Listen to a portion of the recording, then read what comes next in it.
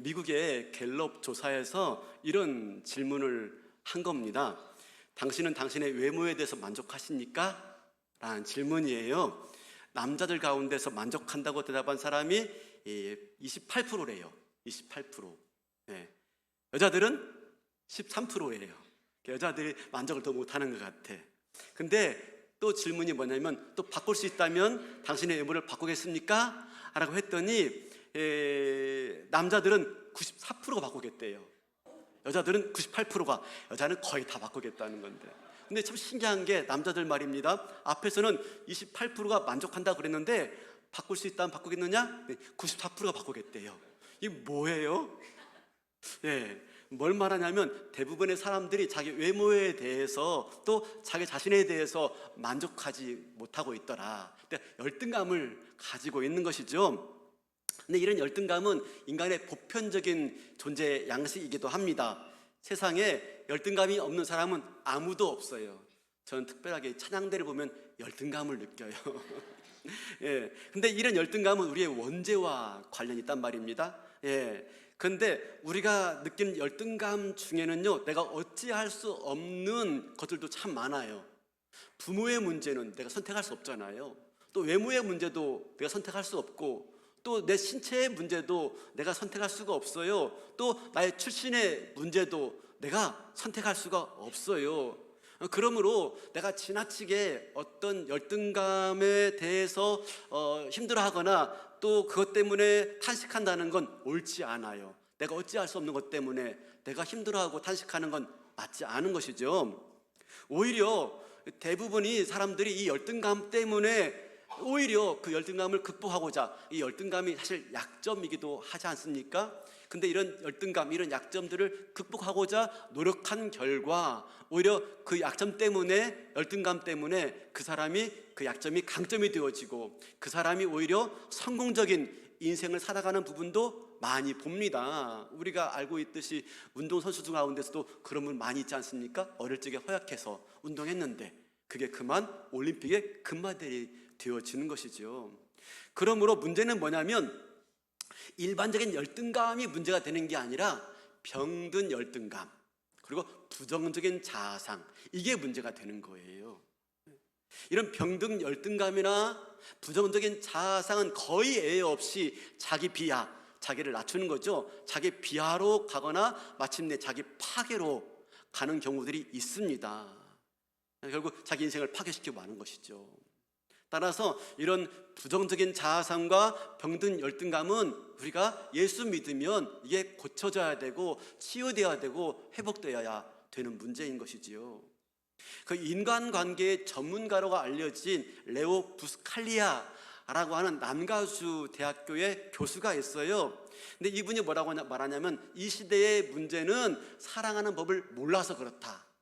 그러니까 자기가 자기를 사랑하는 법을 모르고 또 자기가 타인을 사랑하는 법을 몰라서 이 시대에 많은 문제가 발생한다라고 말합니다. 그래서 이분이 그 남가수 대학교에서 강좌를 하나 만들었는데 강좌 이름이 러브예요. 러브, 사랑. 예, 자기를 사랑하는 법, 타인을 사랑하는 법을 가르치는 이 강좌를 열었는데 아주 인기가 대폭발했다고 합니다.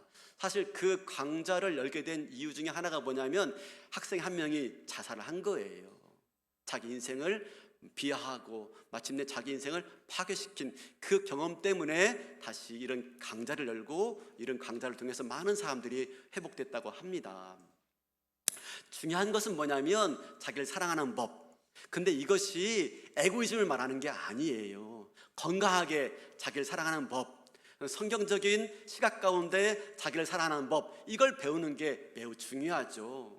그런 차원에서 오늘 말씀을 좀 보고 싶은데요, 오늘 말씀은 우리에게 중요한 걸 제시해 줍니다. 첫 번째는 뭐냐면 이 병적인 열등감이 왜 죄인가, 왜 나쁜 것인가 라고 하는 것이고, 두 번째는 뭐냐면 그럼 우리가 어떻게 건강하게 나를 사랑하며 살 수 있을 것인가 하는 겁니다. 이 두 가지 말씀을 오늘 말씀 가운데 살펴보기를 원합니다. 먼저 이 병적인 열등감과 이 부정적인 자아상이 왜 죄인가 하는 겁니다. 사실 이 병적인 열등감이나 부정적인 자아상은 남한테 해를 끼치는 게 아닌데 왜 죄가 될까라고 하는 것이죠. 죄가 되는 이유는 뭐냐면 이 병든 열등감과 부정적인 자아상은 하나님의 창조와 나를 지으신 하나님의 창조와 또 내 인생을 주관하고 계신 하나님의 주권을 무시하는 것이 되기 때문에 이게 죄다라고 하는 겁니다. 중세의 성자라고 알려진 어거스틴이 이런 말을 했습니다. 사람들은 높은 산과 광활한 바다와 굽이치는 계곡과 물줄기, 또 밤하늘을 빛내는 달과 별을 보면서 경탄에 맞지 않는다. 그러나 정작 놀라야 할 자기 자신의 존재에 대해서는 경탄하지 않는다. 이 얼마나 모순인가 라고 말을 해요. 그러니까 세상에 놀랄 것들이 많이 있지만 그 중에 가장 큰 신비는 뭐라고요? 나 자신이다 라고 하는 겁니다. 오늘 본문 말씀 13절 14절 보면은 그죠? 이 시편 기자는 자기의 존재, 자기의 육체, 자기의 인생, 이 태어나는 모든 과정을 통해서 하나님의 오묘하심과 신명막측하심에 대해서 경탄하고 찬양하는 모습을 보여주고 있어요. 여러분, 내 생명, 내 존재, 내 인생은 우연한 결과가 아닙니다. 하나님의 치밀한 계획과 솜씨 가운데 하나님이 만드신 바로 하나님의 선물이다 라고 하는 겁니다. 그렇기 때문에 병든 열등감과 부정적인 자아상으로 나를 함부로 평가하는 것, 그건 잘못인 것이죠. 예수 믿는다면 제일 먼저 회복될 것이 바로 이겁니다. 나의 열등감 그리고 자아상, 이게 회복되어야 돼요. 어떻습니까? 나는 이런 병든 열등감에서 벗어나 있습니까? 나는 이런 부정적인 자아상 가운데 벗어나 있습니까? 아니면 여전히 그 가운데 머물러 있습니까? 바란다면은 오늘 말씀이 혹시라도 그 가운데 있다면 오늘 말씀을 통해서 회복되어지고 또 치유되어지고 나아지는 그런 은혜가 있기를 바라겠습니다. 우리 17절 보면 이렇게 말하고 있어요. 17절 보여주시겠어요? 하나님이여, 주의 생각이 내게 어찌 그리 보배로우신지요. 그 수가 어찌 그리 많은지요. 주의 생각이 어찌 그리 보배로우신지요. 그 수가 어찌 그리 많은지요. 이 생각은 이라는 단어는 단수가 아니라 복수입니다. 복수. 그러니까 하나님이 저와 여러분을 만드실 때 그냥 아무렇게나 만드지 않은 것입니다. 수많은 생각들하고 또 생각하고 또 고민하고 또 고민하고 저와 여러분 만드실 때 삼위 하나님이 또 의논하고 상의하고 그렇게 해서 만들어진 최고의 작품이 저와 여러분이다 라고 말씀하고 있는 거예요. 그러니까 우리는 뭐냐면 하나님 만드신 최고의 걸작품인 것이죠. 믿으십니까? 최고의 걸작품. 우리가 간혹 뉴스를 볼 때 어떤 미술품들을 대할 때 좀 놀랄 때가 많아요. 뭐 그림 한 점이 몇 억이다, 몇십억이다 라고 말하면서 그걸로 뇌물로 줬다 하는 말들 듣죠. 해고 무슨 그림 한 장이 모르겠어요. 저는 문외한이기 때문에 그런지 몰라도 뭐 아무리 좋아도 그렇지 그 한 장이 무슨 몇억 몇십억 되는지 이해가 안 돼요. 그런데 한번 조금만 관점을 바꿔본다면 사람이 만든 그림 한 장도 몇억 몇십억 하는데 온 우주를 지으시고 창조하시고 온 우주의 주인 되신 우리 하나님이 만드신 저와 여러분, 그죠? 우리의 가치가 얼마나 되겠느냐라고 말을 하고 있는 것이죠. 값으로 매길 수가 없는 거죠. 우리 에베소서 2장 10절 한번 좀 보여주시겠습니까? 에베소서 2장 10절. 우리는 그가 만드신 바라 그리스도 예수 안에서 선한 일을 위하여 지으심을 받은 자니. 여기까지. 우리는 그가 만드신 바라라고 말을 합니다. 이것을 새 번역 성경을 보면은 이렇게 번역되어 있어요. 우리는 그의 작품이다. 작품이다. 이 작품이라는 단어가 헬라어로 포이에마예요. 이 정도는 아셔야 돼요. 작품이 헬라어로 뭐라고요? 포이에마. 이건 좀 외셔야 돼요. 포이에마. 이 포이에마에서 나온 단어가 뭐냐면 영어로 시를 뜻하는 포엠. 아시겠죠? 이 포엠이 포이에마에서 나왔어요. 시. 그러니까 무슨 말이냐면 저와 여러분들은 하나님의 작품인데 그냥 작품이 아니에요. 시처럼 멋진, 시처럼 아름다운 걸작품이다 라고 말하고 있는 것이죠. 어제 그제 노동절 날 사역반 MT를 갔습니다. 제자반 말고 그 위에 사역반 제가 섬기고 있는데요. 노동절이니까 쉬니까 금요일 날 수업하지 말고 놀러 가재요. 저도 뭐 쉬고 싶으니까 오케이 하고 이제 따라 나섰는데 어디 가요? 공주 간대요. 공주에 왜 갈까? 뭐 공주 성 보러 가려고 하나? 또 뭐 공주의 뭐 또 대급길이 있나? 뭐 그렇게 생각하고 따라가면서 아침에 이제 버스를 타면서 근데 어디 가는 겁니까? 라고 물었더니요, 공주 제일교회 기독교 박물관에 간대요. 공주 제일교회 기독교 박물관. 야, 사역반 달라요. 놀러 가도 저는 그냥 그냥 산과 들로 놀러 갈 줄 알았는데 와, 대단해요. 제가 역시 대단하구나. 갔더니 이 공주 제일교회가 아주 역사가 깊고 유래가 있어요. 특히 항일 운동을 했던 곳인데 문화유적으로 지정받아가지고 원래 있던 교회를 이제 문화 박물관, 기독교 박물관으로 만들었어요.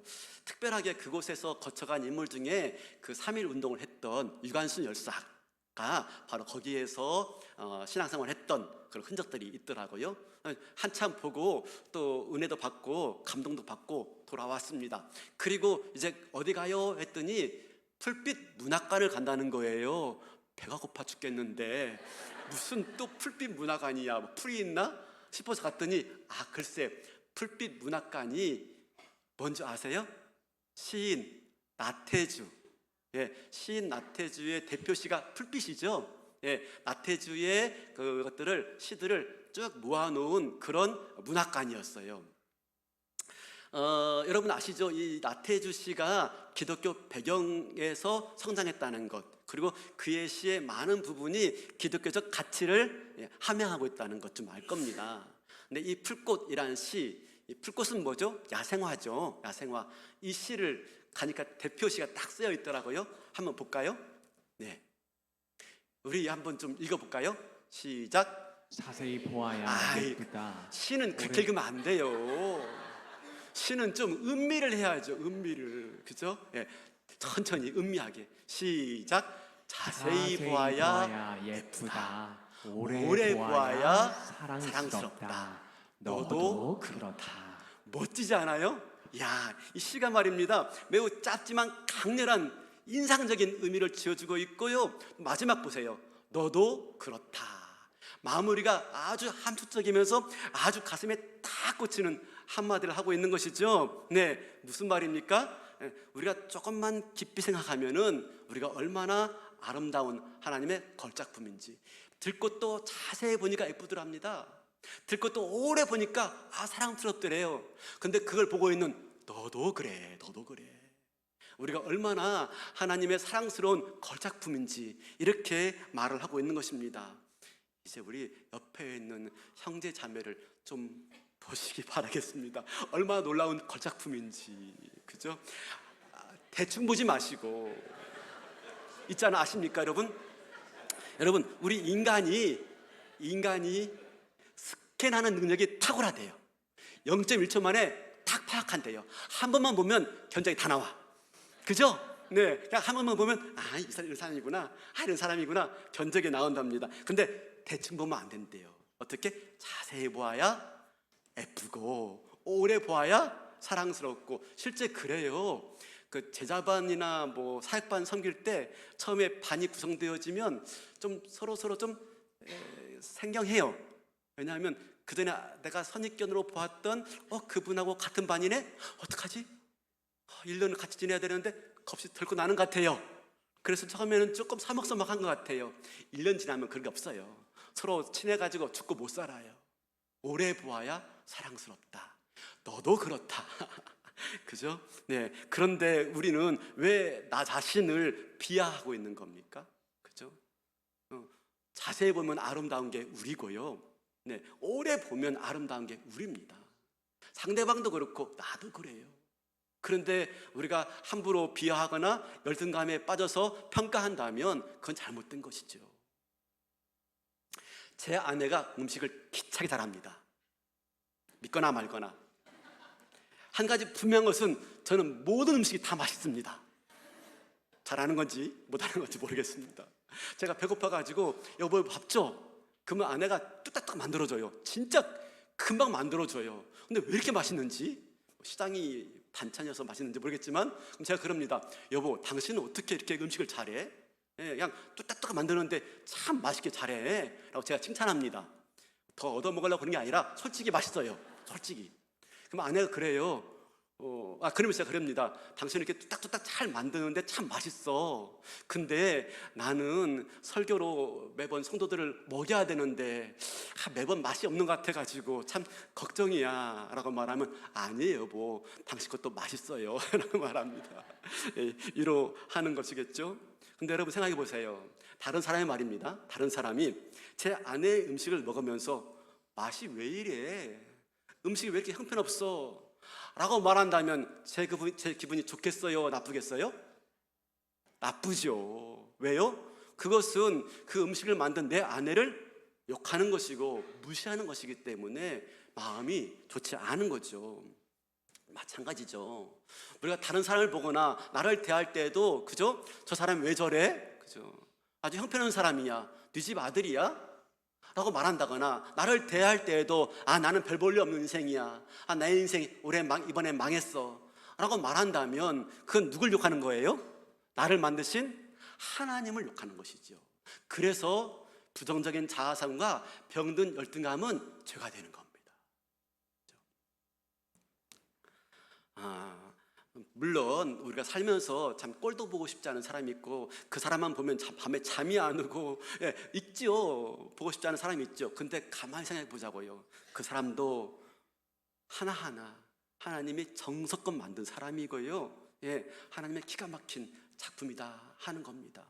그 사람 한 사람에게는 하나님의 솜씨가 녹아져 있고 하나님의 숨결이 녹아져 있는 것이죠. 그러므로 우리가 누굴 대하든지 간에 소중하게 대하고 가치 있게 대하고, 나도 그렇게 여겨야 되는 것이지요. 지난주에 장애인 주일이어가지고 헌금 특송을 우리 사랑팀이 했어요. 근데 그 사랑팀이 특송한 노래가 뭐였죠? 하나님의 부르심에는 결코 실수가 없네. 저는 정말 감동되었어요. 몸에 장애가 있는데 그 노래를 부르고 있다는 거예요. 하나님 부르시면은 결코 실수가 없다고. 그죠? 여러분, 그러므로 우리가 하나님이 나에 대해서 어떻게 여기고 있는지 오늘 말씀을 통해서 다시 한번 깨닫고, 내가 하나님의 최고의 걸작품이다, 그리고 상대방도 그렇게 대할 수 있는 저와 여러분 될 수 있길 바랍니다. 두 번째로 이제 살펴봐야 될 질문은 뭐냐면, 그러면 어떻게 나를 건강하게 사랑할 수 있을까 하는 겁니다. 나를 어떻게 건강하게 사랑할 수 있을까? 첫 번째는 뭐냐면 감사하며 사는 겁니다. 감사하며 사는 것. 14절이에요. 14절 보여주세요. 제가 읽어볼게요. 14절. 내가 주께 감사하오면 나를 지으심이 심히 기묘하심이라. 주께서 하신 일이 기이함을 내 영혼이 잘 아나이다. 자기의 존재, 자기의 출생, 자기의 인생을 생각할 때 깊이 생각해 보니까 정말 너무나 놀라운 거작품인 거예요. 하나님의 신비가 담겨져 있고 하나님의 솜씨가 담겨져 있고 하나님의 놀라운 계획이 담겨져 있는 걸 깨달을 때 내가 주께 감사하오면, 나를 향하신 하나님의 놀라운 손길을 발견하고 나타나는 반응이 뭡니까? 감사와 찬양이에요. 감사와 찬양. 그렇죠? 많은 사람들이 인생을 살아갑니다. 물론 우여곡절이 많이 있죠. 힘든 일도 많이 있죠. 근데 그 인생의 말미에서 하는 고백이 있어요. 특별하게 목회를 이제 마치고 은퇴하시는 목사님들이 꼭 하는 말씀이 있어요. 저의 지난 목회는 모든 것이 다 하나님의 은혜입니다 라고 말을 해요. 힘든 날도 있고 어려운 날도 많고 정말 말로 다 할 수 없는 그런 시간들도 있을 거예요. 근데 뭐라고 말합니까? 모든 것이 하나님의 은혜입니다. 하나님의 은혜이고 사랑임을 자기의 인생을 되돌아보며 그렇게 고백하는 것이죠. 그렇게 고백하는 것, 감사입니다. 내 인생 감사이고 내 삶 하나님의 은혜입니다 라고 고백하는 것이 바로 나를 건강하게 사랑하는 길이다 라는 겁니다. 외과 의사이자 의료 선교사인 폴 블랜드라는 사람이 있습니다. 이 사람은 필립 안시, 내 안에 하나님이 없다라고 책을 쓴 필립 안시와 공동으로 집필한 책이 오묘한 육체라는 책이에요. 오묘한 육체. 근데 이 책에서 시편 139편 오늘 14절을 언급하면서 이런 말을 해요. 이 책이 절판돼 가지고 저도 구해볼 수 없었는데 그 인용한 글에 보면 이렇게 말합니다. 인간의 육체는 하나님의 신비와 영적인 진리를 드러내는 하나님의 작품이다. 우리 육체는요, 하나님의 신비와 영적인 진리를 드러내는 하나의 신비다, 작품이다 라고 말해요. 그래서 우리 육체를 잘 관찰하면 하나님의 신비가 보이고 또 하나님의 진리가 보인다 라고 말합니다. 그 중에서도 특별하게 이분이 외과 의사거든요. 그러니까 하나하나 언급해요. 인간의 세포를 언급하면서 하나님의 신비와 진리를 말하고요. 또 피부를 가지고도 그렇게 말하고, 또 움직임, 동적 움직임을 가지고 말하고, 뼈를 가지고도 하나님의 신비와 또 하나님의 진리와 유비에 대해서 쭉 말을 하는데 이렇게 말합니다. 뼈에 대해서. 뼈는 최소한의 물질을 가지고 인간의 무게를 지탱해주는 가장 경제적인 건축 구조다. 그죠? 네. 수천 년의 인류 역사를 통해서 인류가 발전시킨 그 어떤 건축술로도 이 뼈대의 신비를 해명할 수 없다. 우리가 각각의 몸무게를 지니고 다니면서도 이 뼈는 전혀 부담을 느끼지 않는다. 이 뼈의 견고함과 신비한 구조 때문에 우리의 몸이 무게가 아니고 짐이 아니다 라고 말을 해요. 그러면서 이 뼈를 창조하신, 이 뼈가 부담스럽지 않은 짐을 지고 다니면서도 가장 확실한 자유를 제공해주는 이 뼈는 그야말로 이 뼈를 창조하신 하나님을 내가 찬양한다 라고 말을 해요. 그렇죠? 자기 뼈를 가지고, 자기 세포를 가지고, 자기의 피부를 가지고, 자기의 움직임을 가지고요, 하나님의 신비를 찬양하고 감사하고 있는 겁니다. 하나하나 뜯어볼수록 감사와 찬양밖에 없다 라고 말하고 있는 것이죠. 네, 그러므로 우리 인생 가운데 곳곳에 숨겨져 있는 이 하나님의 흔적과 신비로움을 발견할 때 우리가 감사하지 않을 수 없고 찬송하지 않을 수가 없는 것입니다. 사랑하는 성도 여러분, 지금 내가 서 있는 자리가 어디입니까? 그죠? 기쁨의 자리입니까? 승리의 자리입니까? 아니면 실패한 자리입니까? 낙심한 자리입니까? 다 떠나고 나만 홀로 남은 그런 외로움의 자리입니까? 그렇다 할지라도 오늘 이 말씀을 통해서 나를 향하신 하나님의 신비로움을 깨달으시고 하나님께 감사하시고 찬양할 수 있는 저와 여러분 될 수 있길 바라겠습니다. 지금 내 마음에 그런 찬양과 감사가 안 나온다 할지라도 억지로라도 나의 피부, 나의 세포, 나의 뼈, 나의 움직임 하나하나 묵상하면서 그렇게 고백했던 그 브랜든처럼, 그죠? 우리도 내 인생을 그렇게 조망하고 관망하는 가운데 하나님의 신비로움을 발견하시고 찬양할 수 있는 저와 여러분 될 수 있길 바라겠습니다. 그렇게 감사할 때 내 병든 열등함이 사라지고 부정적인 자아상이 사라지고, 나를 이제까지 어두운 회색빛의 인생 가운데 살게 했다면 이제 앞으로 밝은 광명이 비치는 인생길로 저와 여러분을 인도하게 될 줄로 믿습니다. 하나님의 사랑과 솜씨를 감사하시고 찬미하시는 저와 여러분 될 수 있기를 바랍니다. 두 번째로 우리가 어떻게 나를 사랑할 수 있을까요? 두 번째로 나를 사랑할 수 있는 길은 하나님의 인도하심을 받는 길입니다. 하나님의 인도하심, 그죠? 우리 17절 말씀 다시 볼까요? 17절 말씀. 하나님이여 주의 생각이 내게 어찌 그리 보배로우신지요 그 수가 어찌 그리 많은지요. 여기 생각이란 단어가 약간 복수라고 그랬는데 이 히브리어로 생각이라는 단어는 하샤브예요. 하샤브. 이건 뭐냐면 계획, 경륜이라고 바꿀 수 있어요. 계획, 경륜. 저는 이 경륜이라는 단어를 참 좋아해요. 그리고 이어서 18절 볼까요? 18절. 내가 세려고 할지라도 그 수가 모래보다 많도소이다.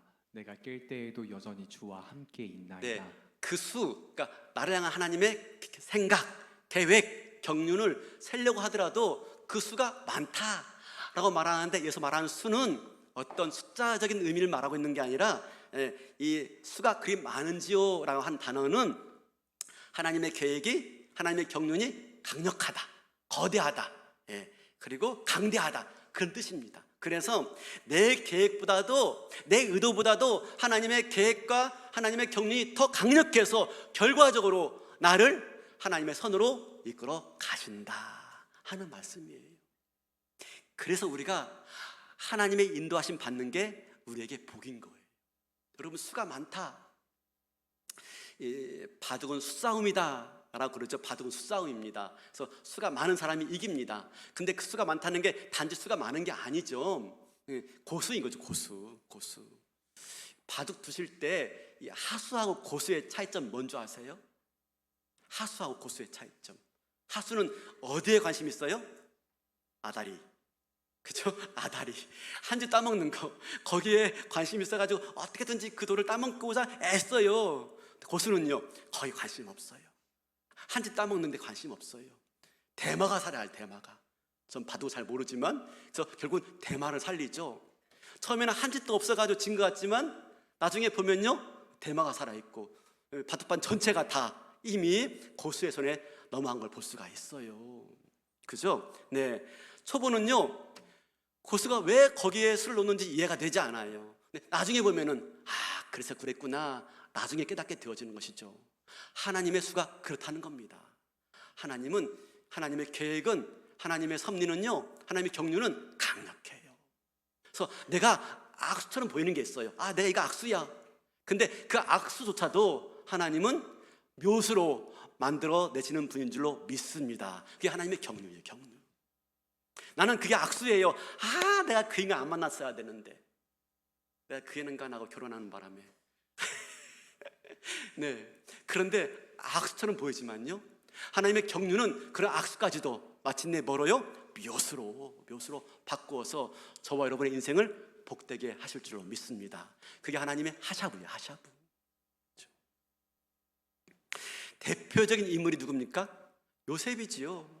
요셉은 자기가 꾼 꿈으로 인해서 형들에게 시기와 미움을 받아가지고 이웃나라에 팔렸습니다. 거기서 정말로 고생하다가 천우신조로 마침내 애굽의 총리가 되었습니다. 그리고 긴 가뭄을 이겨냈을 때 마침내 고향에서 온 형제들을 만나게 되어지죠. 그리고 그들을 구원하는 일들을 하게 되어지는데, 그때 요셉이 이렇게 말합니다. 창세기 50장 20절입니다. 당신들은 나를 해하려 하였으나 하나님은 그것을 선으로 바꾸사 오늘과 같이 많은 백성의 생명을 구원하게 하시려 자, 하시나니. 여기에 하사브가 숨겨져 있습니다. 당신들은 나를 해하려 하였으나가 하였다라고 한 게 하사브입니다. 당신들은 나를 해하려고 생각했지만, 당신들을 나를 해하려고 계획했지만, 하나님은 당신들의 계획을 선으로 바꾸사. 이게 뭐죠? 하나님의 경륜. 악수를 묘수로 바꾸시는, 오늘같이 많은 백성의 생명을 구원하게 하려 하셨나이다. 이게 하나님의 경륜입니다. 얼마나 멋집니까? 바로 요셉을 애굽에 팔았을 때 형들이 꿈에나 생각했을까요? 근데 그런 인간의 악수까지도 하나님이 경륜과 섭리 가운데 합력하여 선을 이루어서 묘수로 만들어서 요셉도 복되게 하고 그 민족들도 구원하는 아름다운 역사를 이룬 줄로 믿습니다. 그러므로 우리가 뭘 의지해야 돼요? 하나님의 인도하심을 구하는 겁니다. 그래서 시편 40편 5절에 이렇게 말합니다. 여호와 나의 하나님이여, 주께서 행하신 기적이 많고 우리를 향하신 주의 생각도 많아 누구도 주와 견질 수가 없나이다. 내가 널리 알려 말하고자 하나 너무 많아 그 수를 셀 수도 없나이다. 똑같은 말씀이죠. 여기서 말하는 생각도 주의 생각도 하샤브입니다. 하나님의 생각이 얼마나 많아, 숫자가 많은 게 아니라 강력하다는 겁니다. 너무나 강력해서 그 어떤 계획들도 그걸 막지 못한다. 하나님이 나를 향하신 계획과 경륜이 마침내 온전하게 이루어진다. 그래서 어떻게 해야 된다고요? 잠언 16장 9절. 잠언 16장 9절입니다. 사람이 마음으로 자기의 길을 계획할지라도 그의 걸음을 인도하시는 이는 여호와시니라. 그러므로 우리 계획보다도 우리 계획을 내려놓고 하나님의 인도하심을 구해야 된다라고 말씀하고 있는 것이지요. 그렇습니다. 네, 우리가 그러므로 이제 하나님의 인도하심을 구하는 것, 내 계획을 내려놓고 하나님의 인도하심을 구하는 것. 지금은 잘 모르겠지만 그렇게 이끌어 가시는 하나님의 인도하심이 분명히 있는 거예요. 내가 볼 때 내 인생 이번에 망했다라고 하고, 나의 인생 왜 이렇게 이끌어 가시는지 하나님에 대해서 원망하고 불평할 때가 많이 있지만, 마침내 하나님의 놀라운 계획 가운데 저와 여러분을 복되게 이끌어 가시는 하나님의 인도하심에 순종하시고 그 인도하심을 따라갈 수 있는 저와 여러분 될 수 있길 바라겠습니다. 오늘 시편 139편 1절부터 3절을 보면은 하나님 우리를 아신다 아신다 그래요. 읽지 않겠습니다. 아신다 아신다. 무슨 말이냐면 나보다 나를 더 잘 아셔서 어떤 것이 나에게 복되는지를 하나님 아신다는 겁니다. 그렇게 아시는 분이 내 인생을 이끌어 간다면, 나보다 나를 더 잘 아시는 하나님 이끌어 가신다면 그 인도하심에 순종하는 게 복인 것이지요.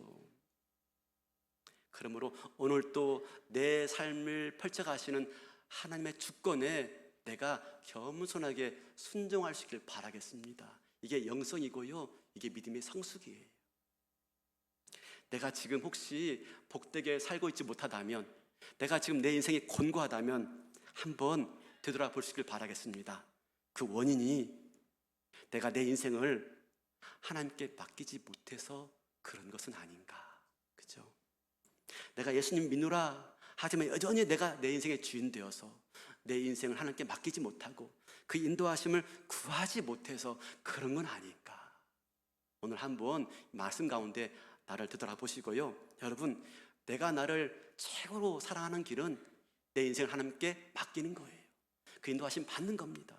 내가 내 인생을 최고의 복된 인생으로 만드는 것도 하나님의 인도하심을 구하는 것, 그것이 하나님의 복된 인생으로 살아가는 지름길인 줄로 믿습니다.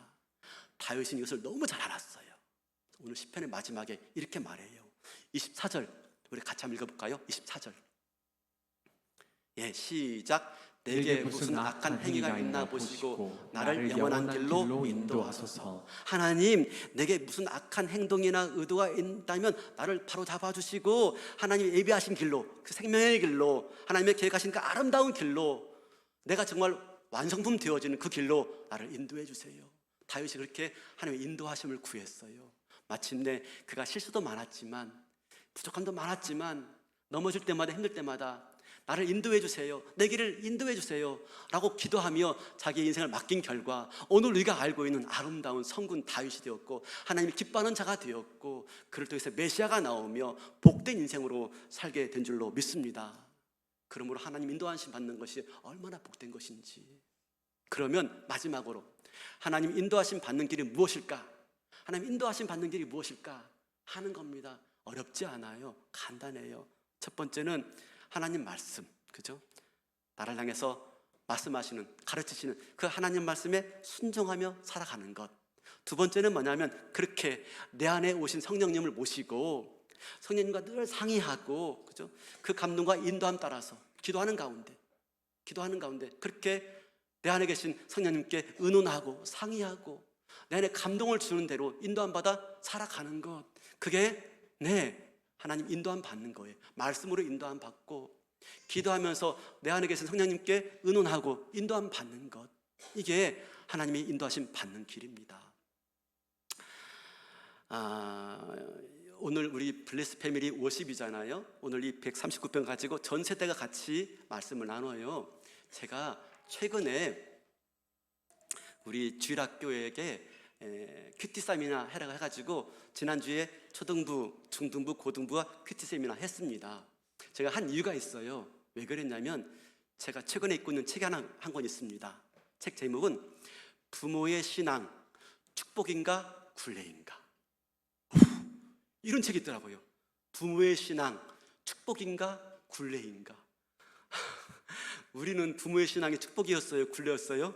우리는 축복이었어요. 근데 우리 자녀들은 부모의 신앙을 축복으로 여길까 굴레로 여길까 하는 질문이 나오는 거예요.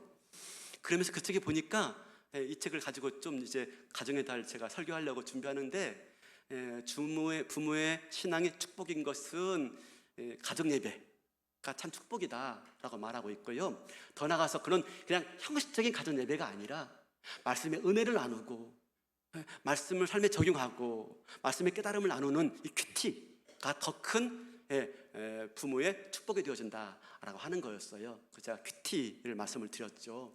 여러분, 우리가 교회에서만 가르치는 게 아니라 가정에서, 가정 예배뿐만 아니라 부모와 함께 나누는 이 큐티가 부모의 신앙이 굴레가 아니라 부모의 신앙이 축복이 되어진다라고 말씀하고 있어요. 그렇게 해서 마침내 인도함 받는 것, 그럴 때 나와 우리 자녀들과 우리 공동체의 모든 인생들이 복되어지고 나를 진정 사랑하며 정말 하나님의 걸작품으로 이 땅을 정말 기쁘게 또 힘있게 증거하며 살아가는 길이 될 줄로 믿습니다. 오늘 또 나보다 나를 더 잘하시고 놀라운 경륜을 가지고 계신 그 하나님, 나를 지으심이 신면막층하여서 늘 감사하시고 찬양하는 가운데 그 하나님의 인도함 받아서 복되고 덕스러운 인생을 살아가시는, 그렇게 하나님께 영광 돌릴 수 있는 저와 여러분 되시기를 주님의 이름으로 축원합니다.